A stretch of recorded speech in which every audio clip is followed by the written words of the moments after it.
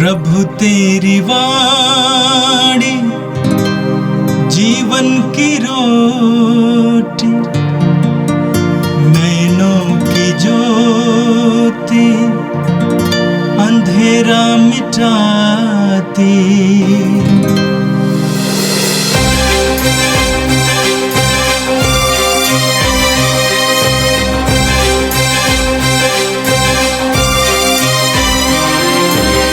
प्रभु तेरी वाणी जीवन की रोटी, नैनों की ज्योति अंधेरा मिटाती। प्रभु तेरी वाणी जीवन की रोटी, नैनों की ज्योति अंधेरा मिटाती। वाणी वाणी वाणी वाणी वाणी पवित्र है, शाश्वत है, जीवन का मन्ना है। 10 मार्च बुधवार। पहला पाठ विधि विवरण ग्रंथ से, अध्याय 4, पद संख्याएं 1, 5 से 9 तक। मूसा ने लोगों से कहा, हे इज़राइलियों, मैं जिन नियमों तथा आदेशों की शिक्षा तुम लोगों को आज दे रहा हूं, उन पर ध्यान दो और उनका पालन करो, ताकि तुम जीवित रह सको और उस देश में प्रवेश कर उसे अपना अधिकार में कर सको, जिसे प्रभु तुम्हारे पुरखों का ईश्वर तुम लोगों को देने वाला है। देखो, मैं अपने प्रभु ईश्वर के आदेश अनुसार तुम लोगों को नियमों तथा आदेशों की शिक्षा दे रहा हूं, ताकि तुम उनका उस देश में पालन करो जिससे तुम अपने अधिकार में कर लोगे। तुम उनका पालन करो तथा उन पर चलते रहो, और इस तरह तुम अन्य राष्ट्रों की आंखों में समझदार और बुद्धिमान समझे जाओगे। जब वे उन सब आदेशों की चर्चा सुनेंगे तो बोल उठेंगे, उस महान राष्ट्र के समान समझदार तथा बुद्धिमान और कोई राष्ट्र नहीं है।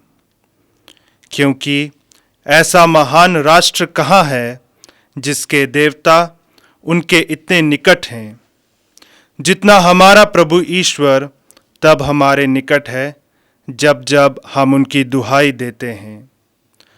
और ऐसा महान राष्ट्र कहाँ है जिसके नियम और रीतियाँ इतनी न्यायपूर्ण हैं जितनी यह संपूर्ण संहिता जिससे मैं आज तुम लोगों को दे रहा हूँ। सावधान रहो, जो कुछ तुमने अपनी आँखों से देखा है उसे मत भुलाओ, उसे जीवन भर याद रखो और अपने पुत्र पुत्रियों को सिखाओ। यह प्रभु की वाणी है। संत मत्ती के अनुसार पवित्र सुसमाचार, अध्याय 5, वाक्य 17 से 19 तक। यीशु ने अपने शिष्यों से कहा, ये ना समझो कि मैं संहिता अथवा नबियों के लेखों को रद्द करने आया हूं। उन्हें रद्द करने नहीं बल्कि पूरा करने आया हूं। मैं तुम लोगों से कह देता हूं, आकाश और पृथ्वी भले ही टल जाएं, किंतु संहिता की एक मात्रा अथवा एक बिंदु भी बिना पूरा हुए नहीं टलेगा। इसलिए जो उन छोटे से छोटी आज्ञाओं में से एक को भी भंग करता और दूसरों को ऐसा करना सिखाता है, वह स्वर्ग राज्य में छोटा समझा जाएगा। जो उनका पालन करता और उन्हें सिखाता है, वह स्वर्ग राज्य में बड़ा समझा जाएगा। यह प्रभु का दिव्य सुसमाचार है। ख्रिस्त प्रभु की जय। मेरे प्रिय भाई और बहनों, प्रभु को धन्यवाद दें सुंदर समय के लिए। आज का पहला पाठ विधि विवरण ग्रंथ से लिया गया था। हम जानते हैं मूसा इस्राएली जनता को मिस्र देश की गुलामी से छुड़ाकर अपने स्वदेश की ओर ले आ रहा था, और अब मूसा बूढ़ा हो चला था। अब प्रभु के द्वारा प्रतिज्ञात वो देश इस्राएलियों का वो स्वदेश पहुंचने वाला था। उससे पहले मूसा इस्राएली जनता को संबोधित करते हुए अपनी मृत्यु से पहले ईश्वर के नियमों का पुनः विवरण देता है। यह विधि विवरण ग्रंथ है। ईश्वर की विधियां, ईश्वर के नियम, ईश्वर की आज्ञाओं का पुनः विवरण करता है, लोगों को समझाता है। आज के पाठ में मूसा ने क्या कहा? हे इस्राएलियों, मैं जिन नियमों तथा आदेशों की शिक्षा तुम लोगों को आज दे रहा हूं, उन पर ध्यान दो और उनका पालन करो, ताकि तुम जीवित रह सको और उस देश में प्रवेश कर उसे अपने अधीन कर सको, जिससे प्रभु तुम्हारे पुरखों का ईश्वर तुम लोगों को देने वाला है। मूसा ने इस बात पर जोर दिया कि प्रभु के नियमों का पालन करो। प्रभु के नियमों का पालन करने से तुम्हारे जीवन में सबसे पहले बुद्धिमत्ता आएगी, तुम बुद्धिमान बनोगे। हमें बार बार पुराने विधान में पढ़ने को मिलता है कि ईश्वर के भय के द्वारा हमारे अंदर प्रज्ञा आती है और प्रभु के वचनों को सुनने और पढ़ने से हमारे अंदर विवेक आता है। आप पढ़ेंगे स्तोत्र ग्रंथ अध्याय 19 उसके वाक्य 99 में लिखा हुआ है, मैं तेरी शिक्षा का मनन किया करता हूं, मैं तेरी शिक्षा का मनन किया करता हूं, इसलिए मैं अपने शिक्षकों से अधिक बुद्धिमान हूं। प्रभु की संहिता, प्रभु के वचन पर मनन चिंतन करने से स्तोत्रकार कहता है, मैं यहां तक कि अपने शिक्षकों से भी ज्यादा बुद्धिमान हूं। उसी अध्याय के वाक्य 104 में लिखा हुआ है, तेरी आज्ञाओं से मुझे विवेक मिला, तेरी आज्ञाओं से मुझे विवेक मिला, इसलिए मैं असत्य के मार्ग से घृणा करता हूं। वाक्य 130 में लिखा हुआ है, वाक्य 130, तेरी शिक्षा की व्याख्या ज्योति प्रदान करती है, वह अशिक्षितों को भी विवेकशील बनाती है। प्रभु की आज्ञाओं का पालन करने से हम में विवेक आ जाता है। इसीलिए मूसा कहता है, तुम उनका पालन करो तथा उन पर चलते रहो, और इस तरह तुम अन्य राष्ट्रों की आंखों में समझदार और बुद्धिमान समझे जाओगे। जब वे उन सब आदेशों की चर्चा सुनेंगे तो बोल उठेंगे, उस महान राष्ट्र के समान समझदार तथा बुद्धिमान और कोई राष्ट्र नहीं है। मूसा कहते हैं, प्रभु के वचनों पर मनन चिंतन करने, उसका पालन करने से तुम सदा बुद्धिमान और समझदार बने रहोगे। साथ ही साथ वो कहते हैं कि प्रभु के वचनों पर मनन करने से, प्रभु की आज्ञाओं का पालन करने से प्रभु का सान्निध्य तुम्हारे साथ बना रहेगा, प्रभु की उपस्थिति तुम्हारे साथ बनी रहेगी। वो कहते हैं कि लोग कहेंगे कि ऐसा महान राष्ट्र कहाँ है जिसके देवता उनके इतने निकट हैं जितना हमारा प्रभु ईश्वर तब हमारे निकट है जब जब हम उनकी दुहाई देते हैं। मूसा कहते हैं, प्रभु के नियमों का पालन करने से प्रभु की उपस्थिति सदा तुम्हारे साथ रहेगी।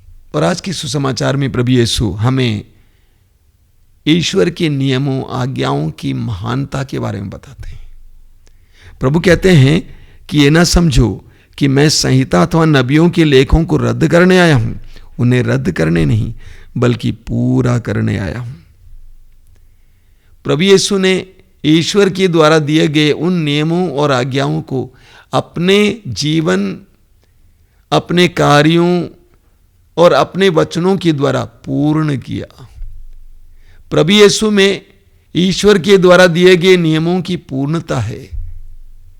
हम जानते हैं, सुसमाचार में हम पढ़ते हैं, अपनी मृत्यु से पहले प्रभु यीशु ने कहा, सब कुछ पूरा हो गया है। यीशु में सब कुछ की पूर्णता है।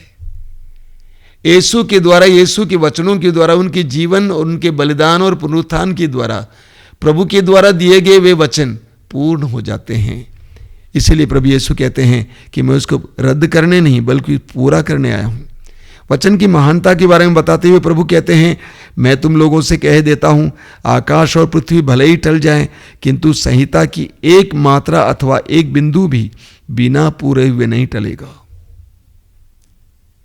प्रभु का वचन सच्चा है, स्थिर है, शाश्वत है। हम पढ़ेंगे इस्यास नबी के ग्रंथ के अध्याय 45 वाक्य 23 में प्रभु का वचन कहता है, मेरे मुख से निकलने वाला वचन सच्चा और अपरिवर्तनीय है।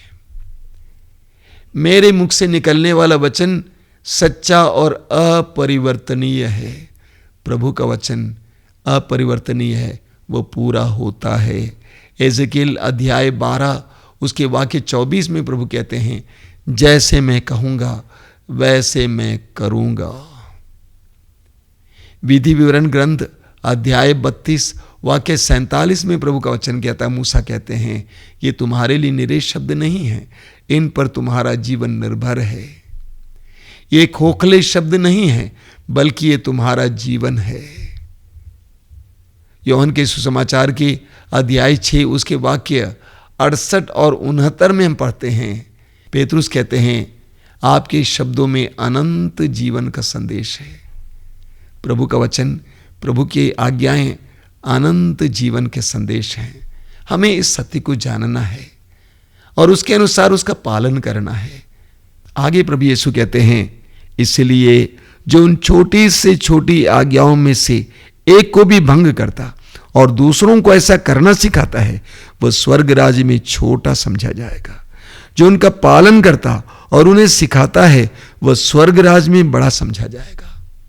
प्रभु यीशु ने प्रभु के वचन और प्रभु की आज्ञाओं के महत्व के बारे में समझाया। उनमें से एक भी छोटे से छोटी आज्ञाओं का जो भंग करता है और दूसरों को सिखाता है, वह स्वर्ग के राज्य में छोटा समझा जाएगा। लेकिन जो उसका पालन करता है, वो दूसरों को भी सिखाता है, वो स्वर्ग राज्य में बड़ा माना जाएगा। ईश्वर की दृष्टि में कौन महान है, इसके द्वारा प्रभु हमें बताते हैं। ईश्वर की दृष्टि में वो महान है जो प्रभु की आज्ञाओं का पालन करता है। इस दुनिया में वास्तव में सफलता प्राप्त करने वाले सभी बहुत प्रतिभावान नहीं होते हैं, बल्कि प्रभु के वचन के अनुसार जीवन जीते हैं, उनको प्रभु सफलता दे देते हैं। हम पढ़ेंगे मत्ती के सुसमाचार के अध्याय 7 उसके वाक्य 24 से 27 तक। प्रभु यीशु एक बहुत सुंदर दृष्टांत सुनाते हैं। प्रभु कहते हैं, जो मेरी इन बातों को सुनता है और उसका पालन करता है, वो उस बुद्धिमान व्यक्ति की तरह है जिसने अपने मकान को चट्टान पर बनवाया। वर्षा हुई, नदियों में बाढ़ आई, आंधी चली, उस मकान से टकराई, लेकिन वो मकान नहीं गिरा क्योंकि उसकी नींव चट्टान पर खड़ी थी। लेकिन जो व्यक्ति मेरी इन बातों को सुनता है और उसका पालन नहीं करता है, वह उस मूर्ख की तरह है जिसने अपने मकान को बालू पर बनवाया। वर्षा हुई, नदियों में बाढ़ आई, आंधियां चली, उस मकान से टकराई और वो मकान गिर गया। प्रभु यीशु कहते हैं, जो ईश्वर के आज्ञाओं, ईश्वर के वचनों को पालन करता है, उसको हृदय से ग्रहण करता है, उसके अनुसार जीवन जीता है, वो बुद्धिमान है, उसका जीवन स्थायी है। लेकिन जो प्रभु के वचनों का पालन नहीं करता है, वो मूर्ख है, उसका जीवन स्थायी नहीं है। आज प्रभु हमें प्रभु की आज्ञाओं और प्रभु के वचनों के महत्व के बारे में बताते हैं। और प्रभु ने स्वयं अपने पिता की आज्ञा का पालन किया, अक्षरशः पालन किया। प्रभु इतने आज्ञावान बने कि वे मृत्यु को स्वीकार करने के तैयार हुए, यहां तक कि क्रूस की मृत्यु को स्वीकार करने को तैयार हुए। वचन में बताता है फिलिप्पी अध्याय 2 में। हमारी एक बहुत बड़ी समस्या है, हम उन नियमों का पालन करने के लिए इच्छुक हैं जो हमारे लिए सुविधाजनक हैं। जो हमारे लिए सुविधाजनक नहीं है, लाभकारी नहीं है, हम उसका शायद ही पालन करते हैं। हम ढूंढते हैं हमारे लिए सुविधाजनक क्या नियम होते हैं, उसका हम पालन करते हैं। एक विश्वासी को यीशु की तरह ईश्वर की आज्ञाओं के लिए अपने आप को समर्पित करने की जरूरत है। इब्राहिम ईश्वर की आज्ञा का पालन करने के लिए तैयार हुआ, यहां तक कि अपने एकमात्र पुत्र को भी बलि चाहने के लिए तैयार हुआ। एक विश्वासी के लिए वो एक सुंदर नमूना है। हमें सुविधाजनक नियमों का पालन नहीं करना चाहिए, बल्कि ईश्वर के वचनों और ईश्वर के नियमों को अपने हृदय से लगाना और उसका अक्षरशः पालन करना चाहिए। आइए हम प्रार्थना करें। अपनी आंखें बंद कीजिए। प्रभु यीशु, धन्यवाद देते हैं आज के सुंदर दिन के लिए, तेरे दिव्य वचनों के लिए धन्यवाद देते हैं। तेरे वचनों के द्वारा तूने हमें समझाया है कि ईश्वर की आज्ञाएं कितने अनमोल हैं, उसका पालन करने से हम कितने बुद्धिमान बनते हैं। उसके पालन के द्वारा ईश्वर का सानिध्य हमारे साथ रहता है। ए प्रभु, तूने कहा जो उसका पालन करता है और दूसरों को उसको सिखाता है वह ईश्वर की दृष्टि में महान समझा जाएगा। तेरे पवित्र वचनों और तेरी आज्ञाओं के प्रति हमें समर्पित कर उसका पालन करने के लिए हमें कृपा दीजिए, चाहे वो कितना ही कठिन क्यों ना हो। अपने जीवन में उतारने के लिए हमें कृपा दीजिए। तेरे वचनों के प्रति हमारे हृदय में एक उत्साह भरिए, आनंद भरिए। हे प्रभु यीशु, इन वचनों को सुनने वाले मेरे भाई बहनों को आशीर्वाद देना। तेरा पवित्र हाथ उनके सिर पर रख, आशीर्वाद देना यीशु, आशीर्वाद देना। उनके हर रोग को मिटाना, दिल के शोक को मिटाना, तेरे वचनों के प्रति उनके जीवन में एक आशा उत्पन्न करना। वे जहां कहीं भी जाएं उनको तेरी सुरक्षा मिले, जो भी कार्य करें उन्हें सफलता मिले। आज का दिन उनके लिए सफलता का दिन हो, सुरक्षा का दिन हो। हमारी प्रार्थना को ग्रहण कर, आमीन। प्रभु तेरी वाणी जीवन की रोटी, नैनों की ज्योति अंधेरा मिटाती। वाणी वाणी वाणी वाणी वाणी पवित्र है, शाश्वत है, जीवन का मन्ना।